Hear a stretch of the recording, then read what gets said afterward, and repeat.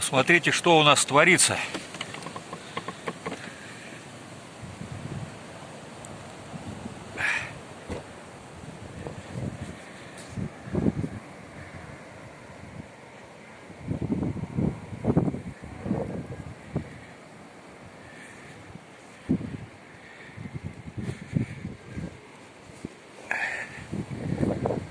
Ужас полный.